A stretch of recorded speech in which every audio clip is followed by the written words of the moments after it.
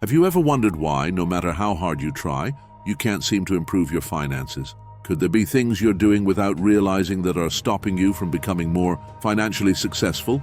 In this video, we'll talk about 5 things in Islam that might keep you from getting ahead financially. Let's find out what these barriers are and how to get past them. In the journey towards financial success, our actions and choices matter. Islam offers guidance for every part of life, including money matters. It points out some sins that can stop us from becoming wealthy. In this video, we'll look at 5 Islamic sins that might be blocking your way to financial well-being. Let's find out what these obstacles are and how to overcome them for a better financial future. 1. Reba, usury, interest. In Islamic finance, Reba, or usury, is considered a major sin and is strictly prohibited. It refers to the practice of charging excessive interest on loans, which can lead to exploitative financial practices and economic injustice. The prohibition of riba is clearly mentioned in the Qur'an, Surah 2, verses 275-279, where Allah declares war against those who deal with riba, emphasizing its severity. There are 2 main types of riba. Riba al-Naseeha. This is the most common form of riba and refers to the interest charged on loans or credit. It involves a predetermined increase in the amount of the original loan that the borrower must pay back to the lender in addition to the principal amount. For example, if someone borrows $100 with a 10% interest rate, they would have to pay back $110. This extra $10 is considered riba al-Naseeha, riba al-Fadl. This type of riba occurs in trade transactions and involves exchanging unequal quantities of the same commodity or exchanging commodities of the same type but of different quality without equal compensation.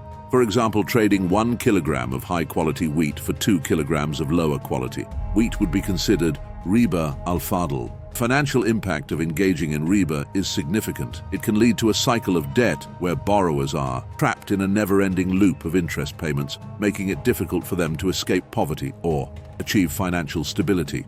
This not only hinders individual financial growth, but also affects the overall economic development of a society. Furthermore, engaging in riba can attract heavenly displeasure, leading to spiritual and monetary poverty. To avoid riba, Muslims are encouraged to opt for Islamic banking and finance options that comply with Sharia principles. These alternatives focus on profit sharing and ethical investments rather than interest-based transactions. Islamic finance promotes risk sharing, social justice, and equitable distribution of resources, which aligns with the broader ethical and moral framework of Islam. By adhering to these principles, individuals and communities can achieve financial prosperity while maintaining spiritual integrity. 2. Israf, extravagance. Israf, or extravagance, is a concept in Islam that refers to the act of spending excessively or wastefully beyond one's needs. It is condemned in the Qur'an, Surah 17, verse 27, as it leads to unnecessary consumption and financial irresponsibility. Islam promotes moderation and balance in all aspects of life, including financial matters. The financial impact of israf can be significant. Extravagance can quickly deplete savings, leaving individuals with little to no financial security. It can also lead to increased debt, as people may resort to borrowing to maintain their lavish lifestyles. Additionally, overspending diverts funds from more important areas such as investments for future growth or charitable deeds that are highly encouraged in Islam. To avoid falling into the trap of israf, there are several practical tips one can follow. Number 1. Adopt a budget. Creating a budget and sticking to it is crucial for managing finances effectively. It helps in tracking expenses and ensures that spending is aligned with one's financial goals. Number 2. Differentiate between wants and needs. It's important to distinguish between what you need for a basic standard of living and what you want as extras. Prioritizing needs over wants can prevent unnecessary spending. Number 3. Practice mindful spending. Before making any purchase, take a moment to consider whether it is necessary within your budget. Mindful spending encourages thoughtful decision-making and helps avoid impulsive buys. By following these tips, individuals can avoid israf and maintain a balanced and responsible approach to their finances in accordance with Islamic principles.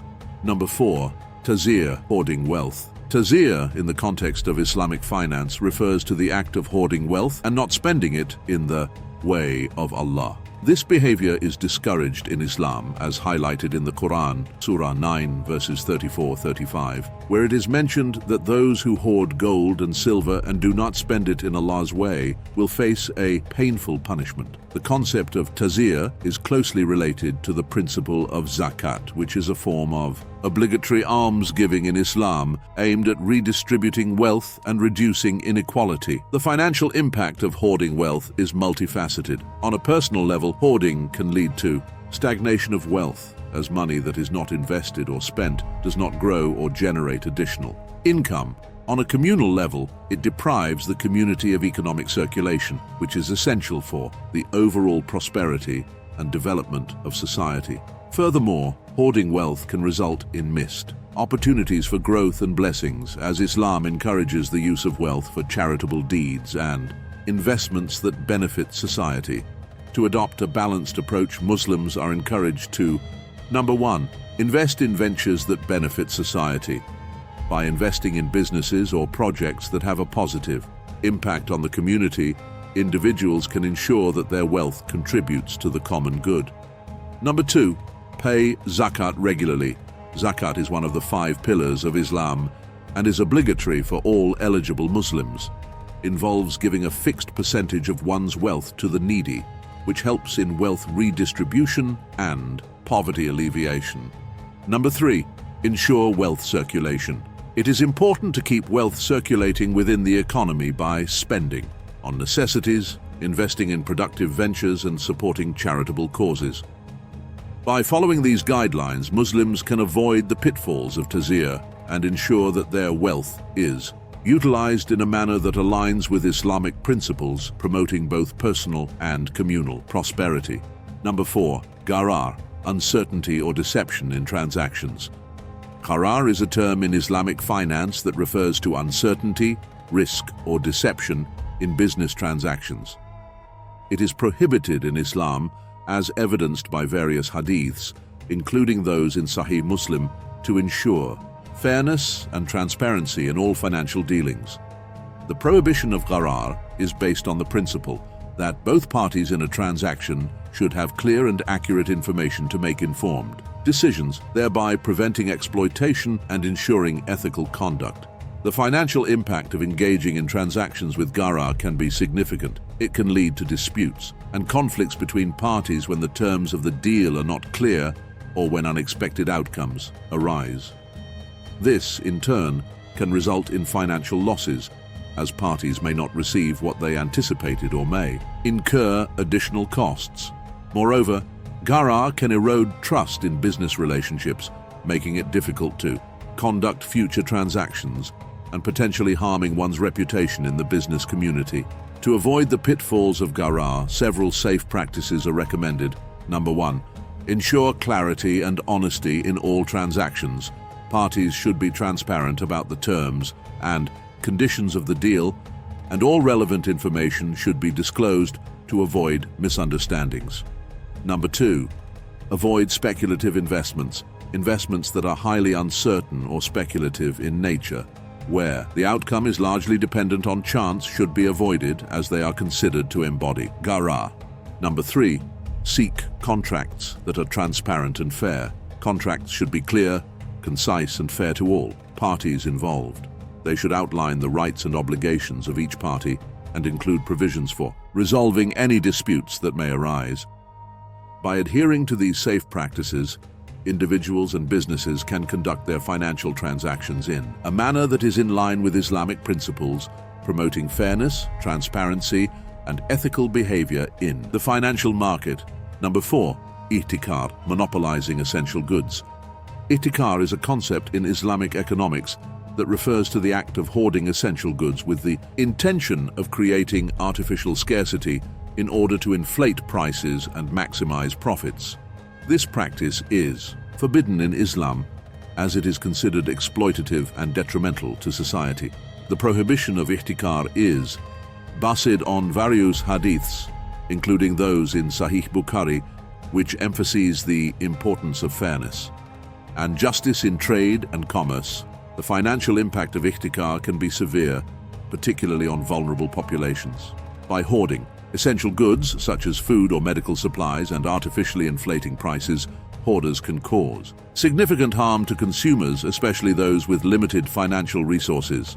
This can lead to social injustice and inequality, as the basic needs of the community are not met. Additionally, engaging in such practices can invite heavenly wrath, as it goes against the principles of compassion and fairness in Islam, ultimately leading to financial ruin for those who partake in ihtikar.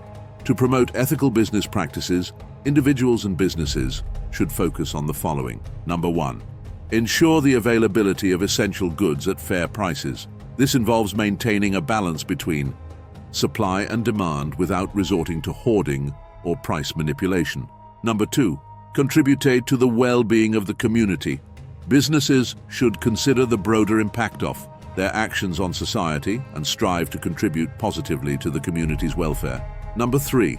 Adhere to Islamic principles in business. This includes being transparent, honest, and fair in all business dealings and avoiding practices that are harmful or exploitative. By focusing on ethical business practices and adhering to Islamic principles, individuals and businesses can contribute to a fair and just economic system that benefits the entire community. Avoiding these 5 Islamic sins is important for both our spiritual life and our money matters. By following Islamic rules in how we handle money, we can have a better chance at a life full of wealth and spiritual richness.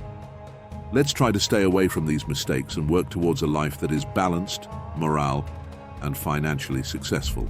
Thank you for watching. If you got to know something new in our today's video, please don't forget to hit the like button, share it with your friends and family, and subscribe to our channel for more informative and inspiring videos about Islam. Your support helps us bring more content like this to you. May Allah bless you and your family with peace, happiness, and prosperity.